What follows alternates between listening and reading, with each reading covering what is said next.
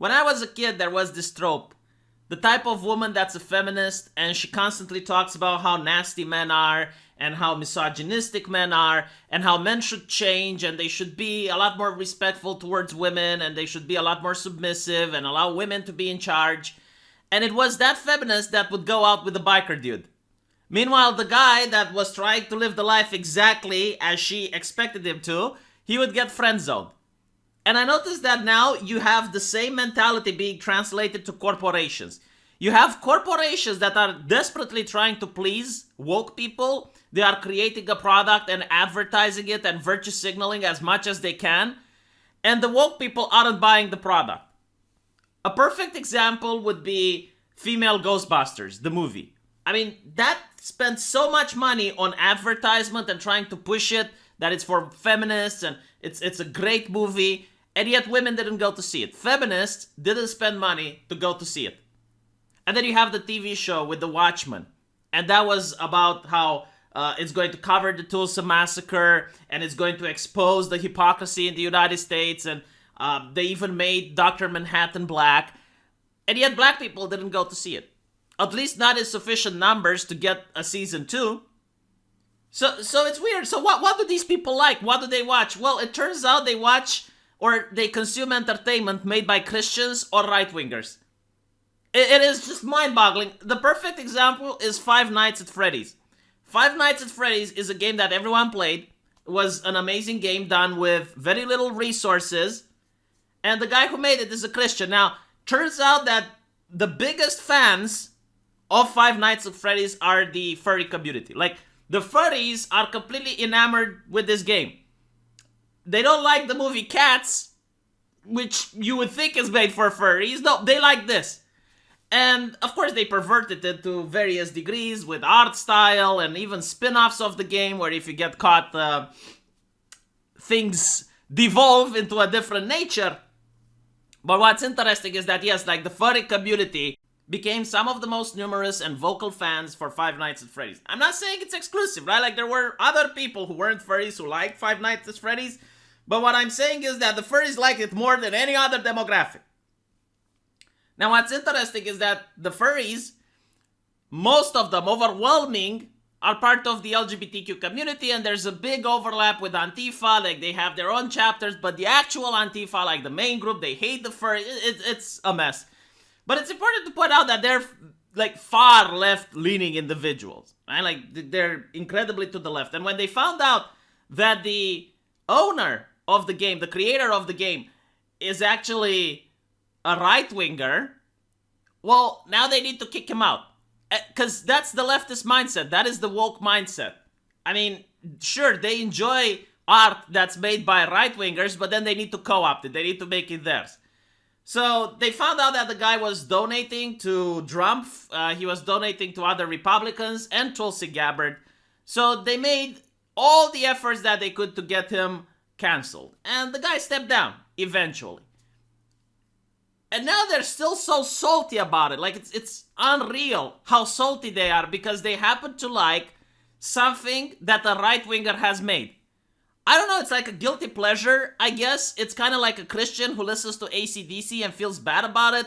It's kind of like a Christian woman who goes to church every day, but she sleeps around and she feels very bad about it. I don't know how to describe it, really, but it's like a bizarre thing that you notice. So now you have even the people at Kotaku just taking random swings, pointing out that the guy is Christian.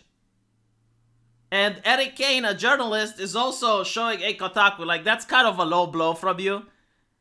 He points out how ridiculous it is to try to cancel a guy just because he's donating to Republicans. I mean, okay, so every person that votes for Republicans is homophobic? And the answer is yes! Absolutely yes! According to left-wing people, if you're not left, you are a problem. And they will put labels and stick labels at you because they don't want to live in a society where even a mile away, someone with a different belief system exists.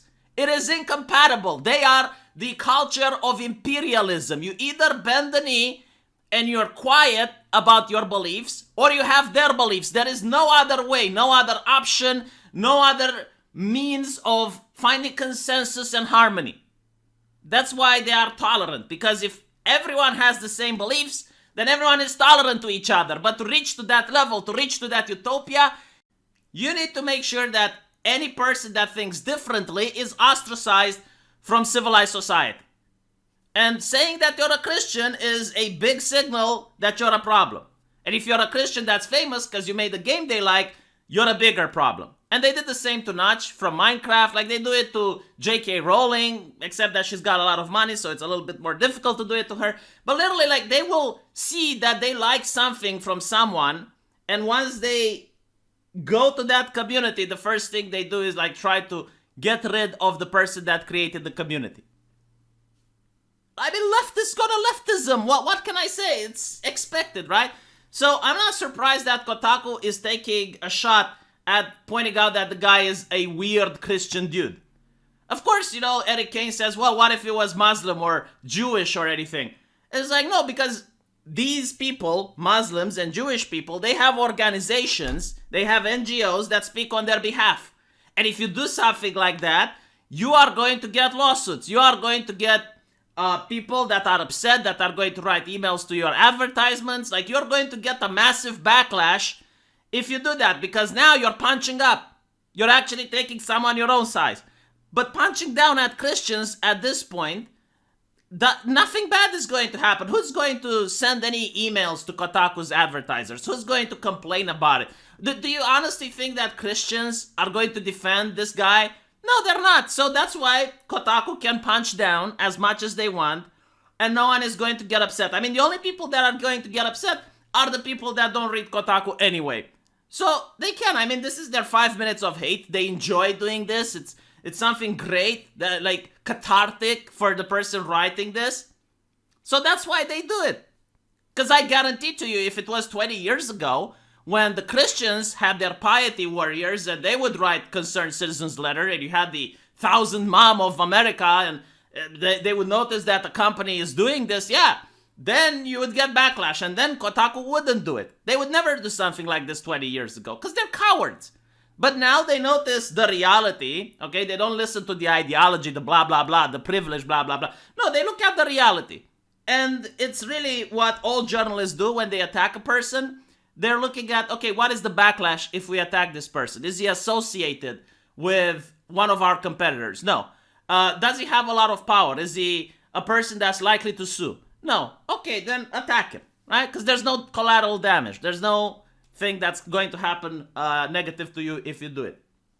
And it looks edgy. It looks like, oh wow, look how strong Kotaku is for calling out the systems of power. Okay, fine, yes. The weird Christian dude is the system of power. So that is why they do it. It's because they believe that they're punching up. They're stuck into the 70s, but they don't have the consequences of the 70s, so they think they're punching up. It's kind of interesting. There was a feminist paper that was talking about how women's studies is like a virus. They want to train the students to be like a virus that gets into a cell, and that cell is something that is not left-leaning, an institution that's not left-leaning. And once in the cell, they need to create more viruses. So they need to co-opt everything that the cell has in order to promote more wokeness. And this is a left-leaning professor that describes their ideology as a virus. And you look at it and it's literally what they do. They don't like things that are made that are woke. They don't like woke products because they're already infected. They need healthy products. So they go into Game of Thrones, which has rape, and it's got minorities like the Dothraki, which aren't very civilized. I mean, they rape and plunder wherever they go. They don't build stuff. They just go around like migratory people did in the past. And they like that IP. But once a sufficient number of leftists like the IP, then they petition for the IP to change. And then you have the Dothraki being castrated and just hanging around next to Dany, being like just frowny face, but never doing anything bad because they need to know their place. And everything becomes progressive. The women are now in charge. You have Queen Cersei fighting against Daenerys, fighting against Sansa Stark, fighting against, like, every faction is now led by a woman. And no one likes the show anymore. Not even the woke. Even the woke themselves start hating it. They can't help themselves. It's like a virus that goes into a cell but then kills the cell.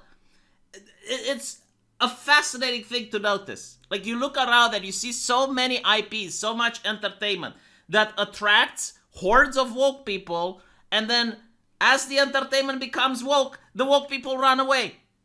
It's a phenomenon. You get to see it. It's right there. It's literally there. It's pretty much like a woman who likes a man and then tries to change him. And like, hey, why can't you spend more time with me? Why can't you be more romantic? Why can't you be this? Why can't you be that? Why can't you do this? And when the man does everything, she goes like, oh, I'm so bored. I need a new boyfriend. I am just, wow. Wow. I don't know how else to say it. But I'm pretty sure you guys have noticed it as well.